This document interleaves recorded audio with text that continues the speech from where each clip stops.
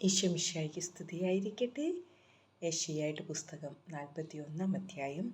വിമോചനം ആസന്നം. തീരദേശങ്ങളെ, നിശബ്ദമായിരുന്നെൻ്റെ വാക്ക് കേൾക്കുക. ജനതകൾ ശക്തി വീണ്ടെടുക്കട്ടെ, അടുത്തു വന്ന് സംസാരിക്കട്ടെ. നമുക്ക് വിധിക്കായി ഒരുമിച്ച് കൂടാം. ഓരോ കാൽവെപ്പിലും വിജയം വരിക്കുന്ന കിഴക്ക് നിന്ന് വരുന്നവനെ ഉയർത്തിയതാര്? രാജാക്കന്മാരുടെ മേൽ ആധിപത്യം സ്ഥാപിക്കാൻ അവിടുന്ന് ജനതകളെ അവനെ ഏൽപ്പിച്ചു കൊടുത്തു. വാളുകൊണ്ട് അവൻ അവരെ പൊടി പോലെയാക്കി, വില്ലുകൊണ്ട് കാറ്റിൽ പറക്കുന്ന വൈക്കോൽ പോലെയും. അവരെ അനുധാവനം ചെയ്യുന്നവൻ സുരക്ഷിതനായി കടന്നു പോകുന്നു. അവൻ്റെ കാലടികൾ പാതയിൽ സ്പർശിക്കുന്നു പോലുമില്ല. ആരംഭം മുതൽ തലമുറകൾക്ക് ഉണ്മ നൽകി ഇവയെല്ലാം പ്രവർത്തിച്ചത് ആരാണ്? ആദിയിലുള്ളവനും അവസാനത്തവനോട് കൂടെയുള്ളവനുമായ കർത്താവായ ഞാനാണ്. ഞാൻ തന്നെ അവൻ. തീരദേശങ്ങൾ കണ്ടു ഭയപ്പെടുന്നു, ഭൂമിയുടെ അതിർത്തികൾ വിറകൊള്ളുന്നു. അവർ ഒരുമിച്ച് അടുത്തു വരുന്നു, ഓരോരുത്തരും അയൽക്കാരനെ സഹായിക്കുന്നു. ധൈര്യപ്പെടുക എന്ന് പരസ്പരം പറയുന്നു. വിളക്കിയത് നന്നായിരിക്കുന്നുവെന്ന് പറഞ്ഞ് ശില്പി സ്വർണ്ണപ്പണിക്കാരനെയും ലോഹപ്പണിക്കാരൻ കൂടത്തിൽ അടിക്കുന്നവനെയും അഭിനന്ദിക്കുന്നു. ഇളകാതിരിക്കാൻ അവർ അവ ആണികൊണ്ട് ഉറപ്പിക്കുകയും ചെയ്യുന്നു. എൻ്റെ ദാസനായ ഇസ്രായേലെ, ഞാൻ തിരഞ്ഞെടുത്ത യാക്കോബേ, എൻ്റെ സ്നേഹിതനായ അബ്രാഹത്തിൻ്റെ സന്തതി, നീ എൻ്റെ ദാസനാണ്. ഞാൻ നിന്നെ തിരഞ്ഞെടുത്തു, ഇനി ഒരിക്കലും ഉപേക്ഷിക്കുകയില്ല എന്ന് പറഞ്ഞുകൊണ്ട്. ഭൂമിയുടെ അതിർത്തികളിൽ നിന്ന് ഞാൻ നിന്നെ തിരഞ്ഞെടുത്തു, വിദൂര ദിക്കുകളിൽ നിന്ന് ഞാൻ നിന്നെ വിളിച്ചു. ഭയപ്പെടേണ്ട, ഞാൻ നിന്നോട് കൂടെയുണ്ട്. സംഭ്രമിക്കേണ്ട, ഞാനാണ് നിന്റെ ദൈവം. ഞാൻ നിന്നെ ശക്തിപ്പെടുത്തുകയും സഹായിക്കുകയും ചെയ്യും. എൻ്റെ വിജയകരമായ വലത്ത് കൈകൊണ്ട് ഞാൻ നിന്നെ താങ്ങി നിർത്തും. നിന്നെ ദ്വേഷിക്കുന്നവർ ലജ്ജിച്ച് തല താഴ്ത്തും. നിന്നോട് ഏറ്റുമുട്ടുന്നവർ നശിച്ച ഒന്നുമല്ലാതായിത്തീരും. നിന്നോട് ശണ്ട കൂടുന്നവരെ ഞാൻ അന്വേഷിക്കും, കണ്ടെത്തുകയില്ല. നിന്നോട് പോരാടുന്നവർ ശൂന്യരാകും. നിന്റെ ദൈവവും കർത്താവുമായ ഞാൻ നിന്റെ വലത്ത് കൈ പിടിച്ചിരിക്കുന്നു. ഞാനാണ് പറയുന്നത്, ഭയപ്പെടേണ്ട, ഞാൻ നിന്നെ സഹായിക്കും. കർത്താവ് അരുളിച്ചെയ്യുന്നു.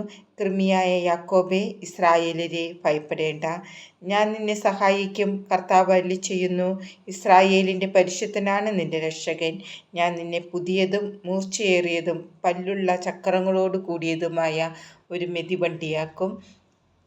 നീ മലകളെ മെതിച്ച് പൊടിയാക്കും, കുന്നുകളെ പതിര് പോലെയാക്കും. നീ അവയെ പാറ്റുകയും കാറ്റ് അവയെ പറപ്പിച്ചു കളയുകയും കൊടുങ്കാറ്റ് അവയെ ചിതറിക്കുകയും ചെയ്യും. നീ കർത്താവിൽ ആനന്ദിക്കും, ഇസ്രായേലിൻ്റെ പരിശുദ്ധനിൽ അഭിമാനം കൊള്ളും. ദരിദ്രരും നിരാലംബരും ജലം അന്വേഷിച്ച് കണ്ടെത്താതെ ദാഹത്താൽ നാവ് വരണ്ടു പോകുമ്പോൾ കർത്താവായ ഞാൻ അവർക്ക് ഉത്തരമരുളും. ഇസ്രായേലിൻ്റെ ദൈവമായ ഞാൻ അവരെ കൈവിടുകയില്ല. പാഴ്മലകളിൽ നദികളും താഴ്വരകളുടെ മധ്യേ ഉറവുകളും ഞാൻ ഉണ്ടാക്കും. മരുഭൂമിയെ ജലാശയവും വരണ്ട പ്രദേശത്തെ നീരുറവയുമാക്കും. മരുഭൂമിയിൽ ദേവദാരു, കരുവേലകം, കൊളുന്ത്, ഒലിവ് എന്നിവ ഞാൻ നടും. മലരാരണ്യത്തിൽ സരളവൃക്ഷവും പൈൻ മരവും പുഞ്ഞയും വച്ച് പിടിപ്പിക്കും.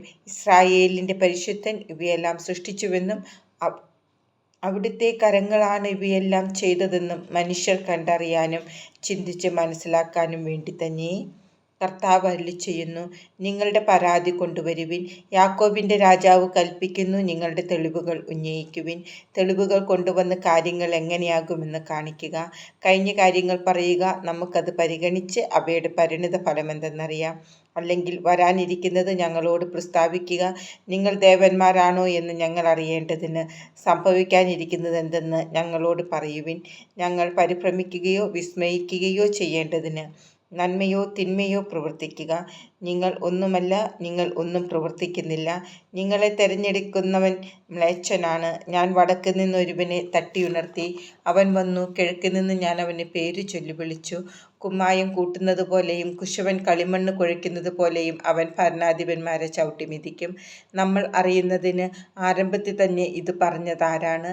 അവൻ ചെയ്തത് ശരിയാണെന്ന് കാലേക്കൂട്ടി നമ്മൾ പറയാൻ ആരാണ് ഇത് നമ്മോട് പ്രസ്താവിച്ചത്? ആരും ഇത് വെളിപ്പെടുത്തുകയോ മുൻകൂട്ടി പറയുകയോ ചെയ്തില്ല, ആരും കേട്ടുമില്ല. ഞാൻ ആദ്യം സിയോന് ഈ വാർത്ത നൽകി. ഈ സദ്വാർത്ത അറിയിക്കാൻ ജെറുസലേമിലേക്ക് ഞാനൊരു ദൂതനെ അയക്കും. ഞാൻ നോക്കിയപ്പോൾ ആരെയും കണ്ടില്ല. എൻ്റെ ചോദ്യത്തിന് ഉത്തരം നൽകാൻ അവരുടെ ഇടയിൽ ഒരു ഉപദേശകനുമില്ലായിരുന്നു. അവരെല്ലാവരും മിഥ്യയാണ്, അവർ ഒന്നും പ്രവർത്തിക്കുന്നില്ല. അവരുടെ വാർപ്പ് വിഗ്രഹങ്ങൾ കാറ്റുപോലെ ശൂന്യമാണ്.